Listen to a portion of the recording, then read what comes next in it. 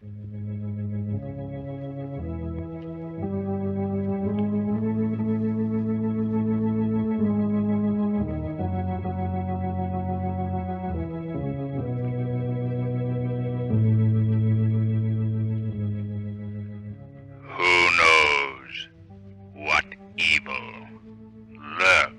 the hearts of men. The shadow knows.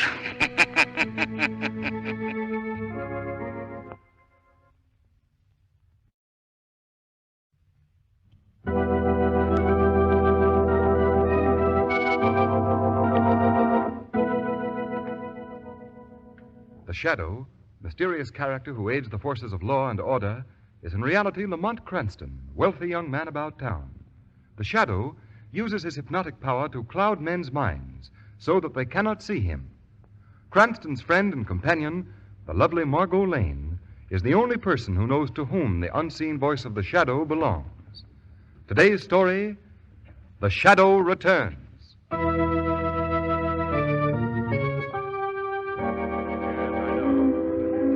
Gentlemen, the situation has arisen that's causing shipping great concern. It's in the hope you shipmasters may be able to offer some solution or explanation that you've been called here. Mr. Kenchner has come from the Washington office to acquaint you with the facts. Gentlemen, Mr. Kenchner. Thank you, Commodore. Gentlemen, during the past few months, we've been getting reports of an alarming series of strange accidents aboard incoming ships. Out of 60 ships that have tied up at this port recently, some 100 crew members have been put in hospitals for infections in arms, legs, and shoulders. Really, gentlemen. And 15 seamen have either lost a leg or an arm in the past few months. Really, it's true, gentlemen. And in addition, 4 have died as a result of their injuries. Have you any idea of the cause? Any clue at all? The only thing we're sure of, Commodore, is that unless something can be done at once, there are men on the sea right now who lose an arm, a leg, or maybe their lives. All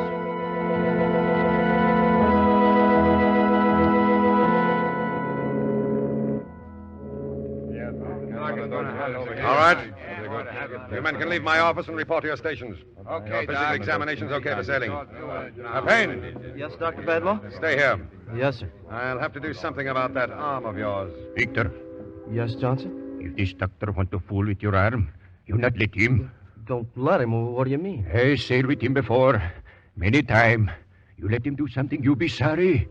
You remember what I tell you? What are you waiting for, Johnson? Hey, go now, doctor. Don't forget what I tell you. Gosh, I don't know what to do. All right, Payne. Now we'll take care of you. Where'd you get this vaccination? Well, I got it in Harvard. I went to that doctor you told me about. Oh, yes, I'd forgotten. Well, you've got a bit of an infection. Place your arm on the table. Oh, listen, Doc, I don't want to go home to my mother with my arm all tied up. She'd be scared to death. Now, look here, Payne. I can't force you to slip into treatment. But if you disregard my advice, I'll have your name stricken from the crew roster. Oh, no. You see, this is my first voyage, and, well, I want to make good. Well, it's up to you. What do you want to do? I can't waste all day with you. Well, all right, go ahead. This won't hurt. Steady now. All right, shoot. Oh, stop. Doc, stop.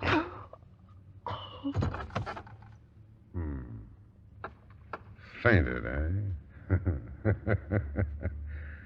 A very effective anesthetic. Now, Victor Payne will perform a real operation.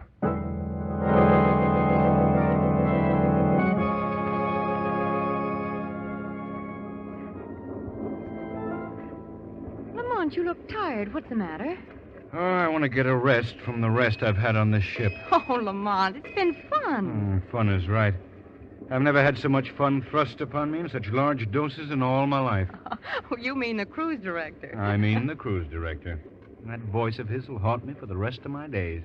Having fun this morning, Mr. Cranston. Join the deck games, Mr. Cranston. They're fun. Play bridge, Mr. Cranston. It's loads of fun. Be sure to come to the dance tonight, Mr. Cranston. It's going to be fun, yes, I know. Say, look, Lamont. Yeah, what's the matter? In the stern of the ship, that group of seamen, they've been gathering in little knots like that for the last few days. What do you suppose it means? Maybe they're planning to get the cruise director. Oh, no, seriously, Lamont. I don't like it. Now, look. There's Captain Blair running down from the bridge. Come along, Margot. Let's walk back and see what it's all about. Well, not too close, Lamont. Don't worry, Margot. Well, I don't like the look of this. Yeah, let me go, I say. Let me go. Put your head, break your neck. Hey, what's that? Here,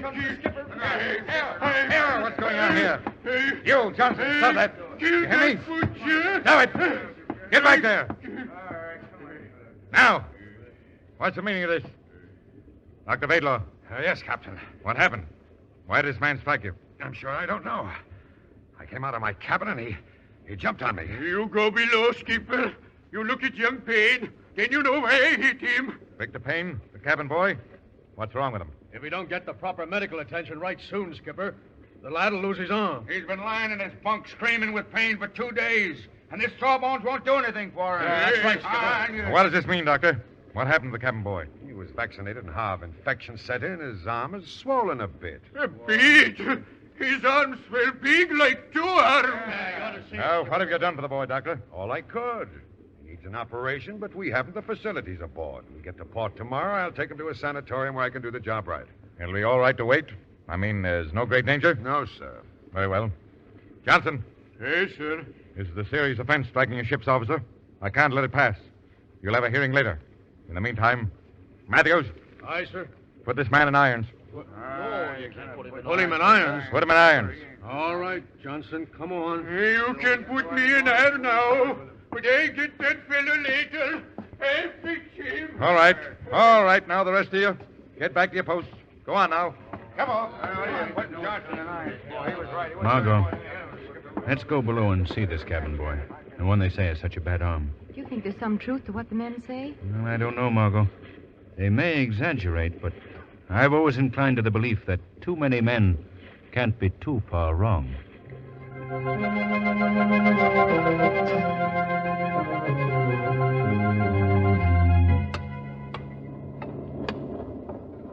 Well, you ain't got much farther to go, sir.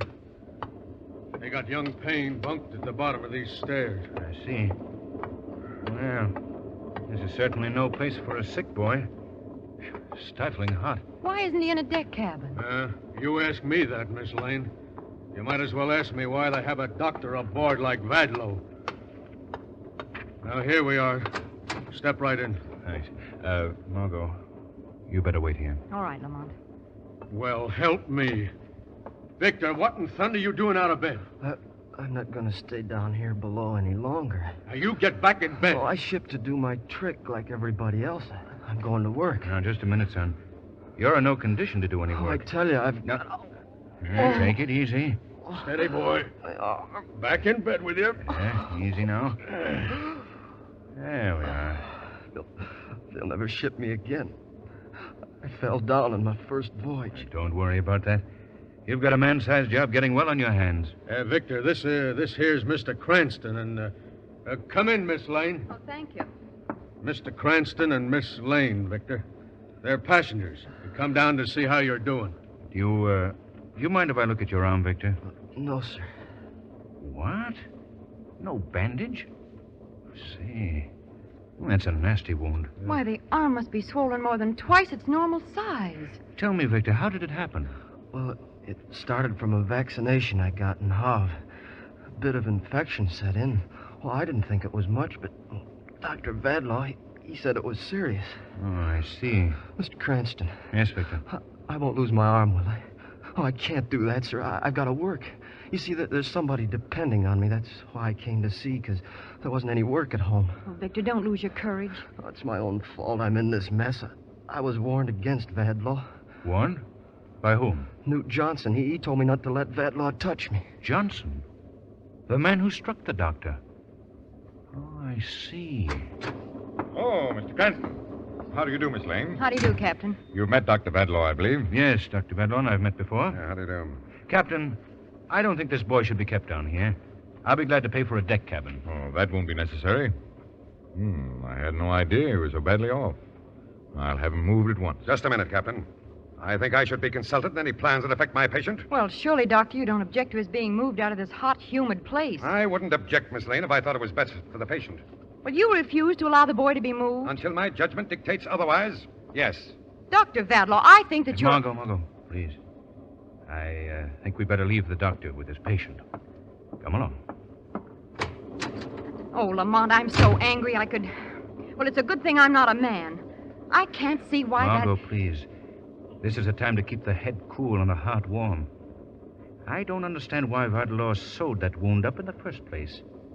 It's an infection. It should be allowed to drain. Well, something's got to be done. The boy's in great danger, Lamont. Margot, I have a feeling Newt Johnson knows something. Perhaps the Shadow can find the answer. What are you going to do?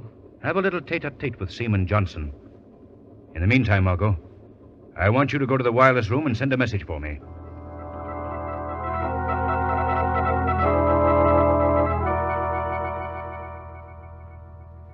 Johnson. Johnson. Eh? Who is that? I am the Shadow. Shadow? What you mean? I don't see you. I'm standing right here in front of your cell. I see nobody. Somebody play trick on me. You can't see me, Johnson. You can only hear me. What? You are ghost, yeah? I am not a ghost, Johnson.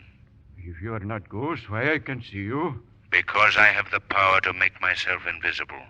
Yeah? What you want from me? I'm here to help you. To help young Payne, if I can. I want to know why you attacked the doctor. Why you warned Victor Payne against him. 'Cause he is butcher. This is not first time he make people suffer. He trade firemen on Cerebic. Firemen lose leg. He trade Cook on Francis William. Cook lose arm. That certainly is not a flattering record. You think that bad? He killed my friend Tage Olsen. Killed him? How? Tage have infection in shoulder. This doctor fool with him and he die. You believe me, this young Payne, he die too. Johnson, I want you to leave this matter entirely in my hands. Well, you may be smart fellow, Mr. Shadow, but you believe me, you won't be able to do anything. This Victor Payne, he's going to lose arm, may lose life. No, you see.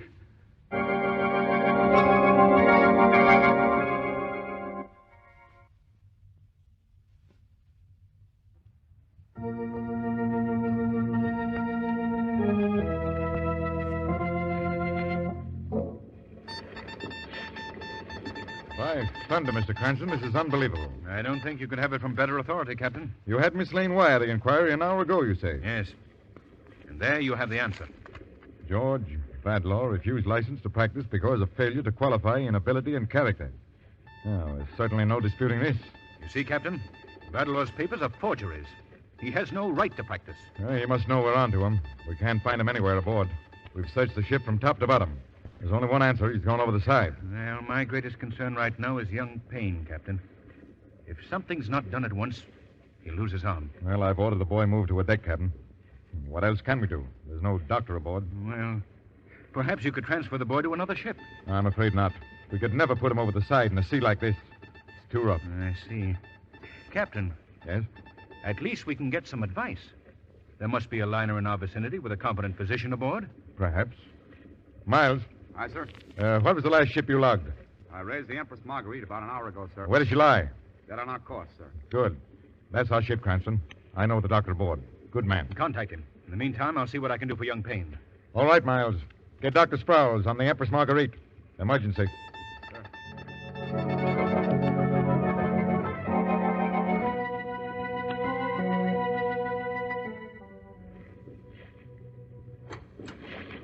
Oh, Lamont, come in.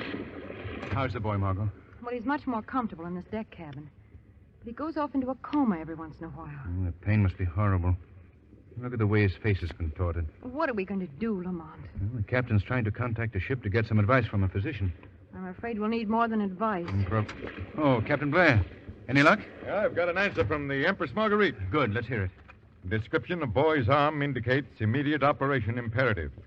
In absence of licensed physician, suggest job be done by ship's officer or responsible layman. How can that... Now, wait, Morgan. Will direct operation with complete instructions via short-wave radio. Answer at once. What does he mean he'll direct the operation? We'll have to set up a two-way radio so we can talk with the operator while the boy's on the table. Captain, that boy's life is in your hands. In my hands? When you're the ranking officer, you'll have to operate. Oh, no, Cranston. That's out of the question. I don't know the first thing about surgery. Lamont, why don't you do it? What?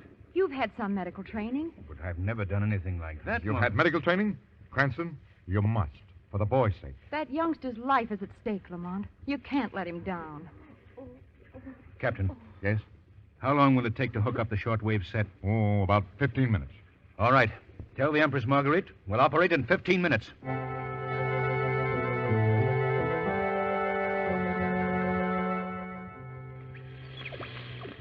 Shortwave all set here, sir. You ready, Cranston? Yes, Captain. Margot, how about you? I'm ready. Good. I'll give you the go-ahead, sir, in just a second. As soon as I raise the Marguerite. As soon as you can.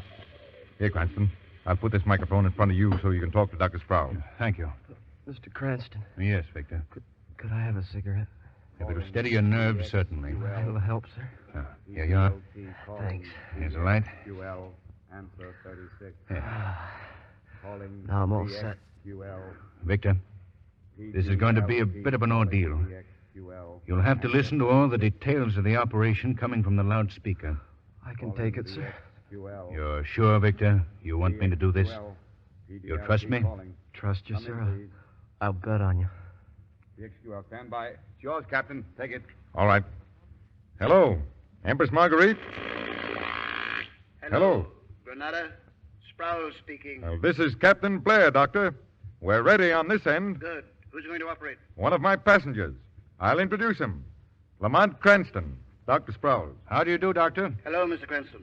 You've got quite a job on your hands, so let's get on with it. Good luck, Lamont. Thanks, Margot. First, let me take a quick check on your setup. You've got a good, sharp scalpel, I suppose. Yes, Doctor? Plenty of towels. Few dozen. Any way of sterilizing them? Baking them with hot irons. Good. Gauze. Yes? Roll it into small strips about the size of cigarettes. Margot, will you take care of that, please? Yes, Lamont. You'll need those to drain the wound. Now, the disinfectant, Iodine. anesthetic. I'm using a local, Doctor. I know how to administer that. I've done it before. Just one thing more. Yes, Doctor. Will you confirm all my instructions as I give them so there'll be no chance of misunderstanding? Yes, Doctor. All right. Now, then you say you know how to administer the anesthetic? Yes, Doctor. Hypo's all ready. All right. First, the alcohol. Alcohol, Margot. Here, Lamont. Ready, Doctor. Swab the arm. Right? Feels good. Hypo. Ooh. Hypo. Victor, this is going to hurt for just a second, so brace yourself. Let her go, sir. All right?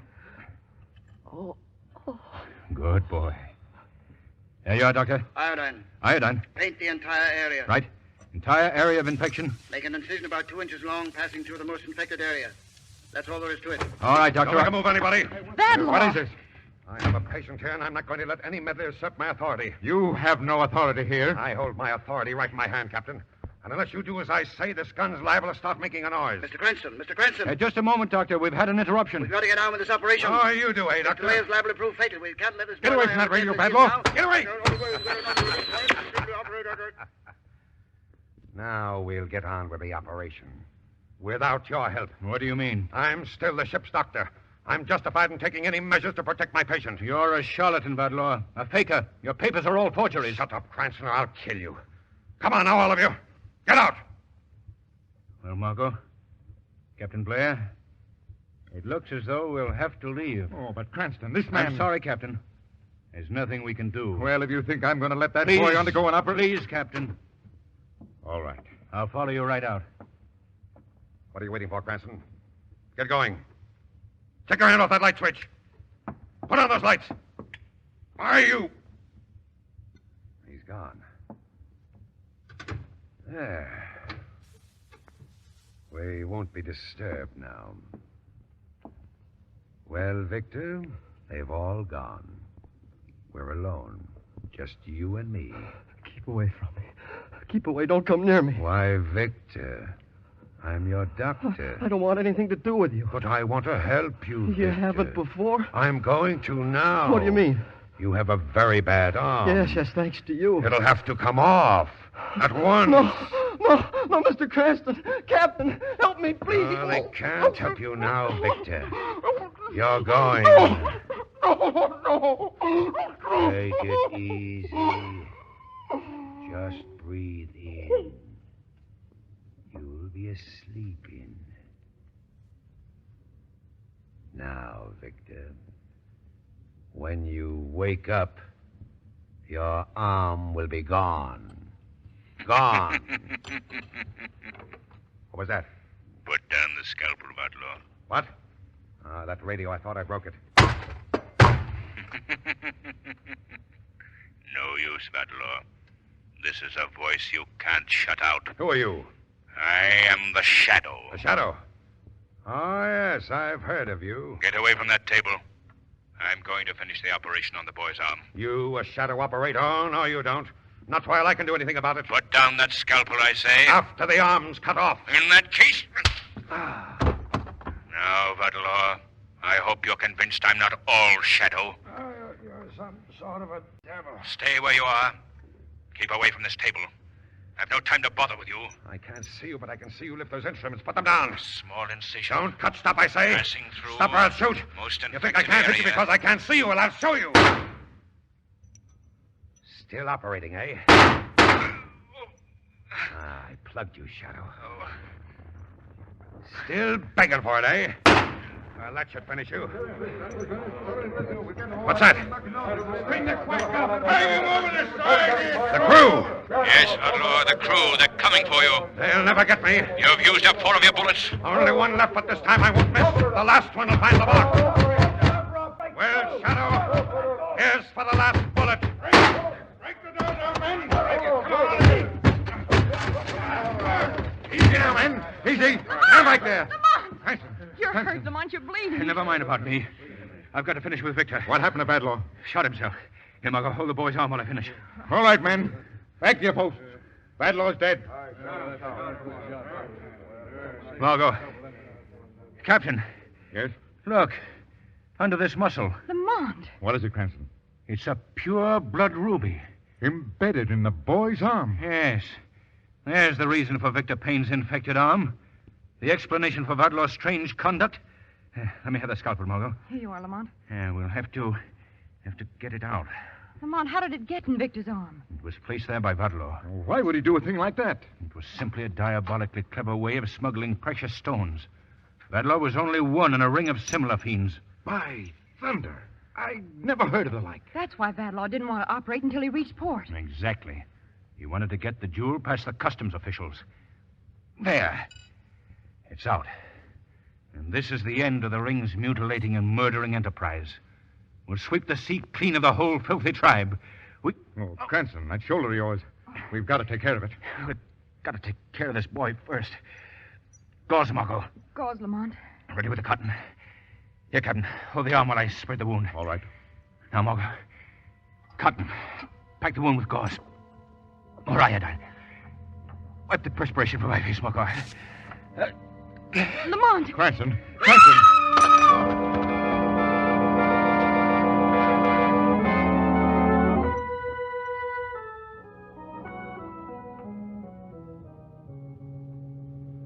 Look, Lamont.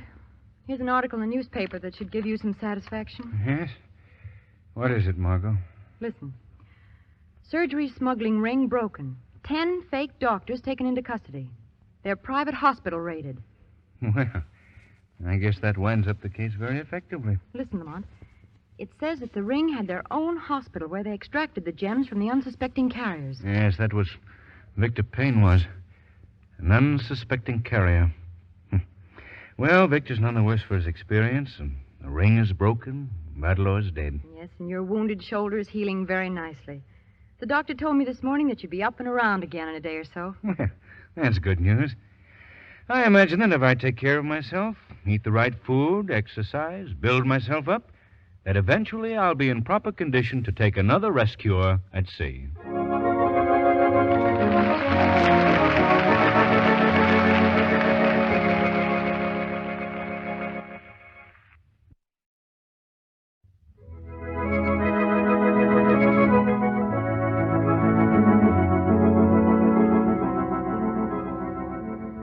Today's program is based on a story copyrighted by the Shadow magazine. All the characters and all the places named are fictitious. Any similarity to persons living or dead is purely coincidental.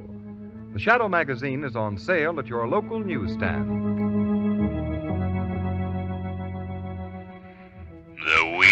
crime bears bitter fruit. Crime does not pay. The shadow knows.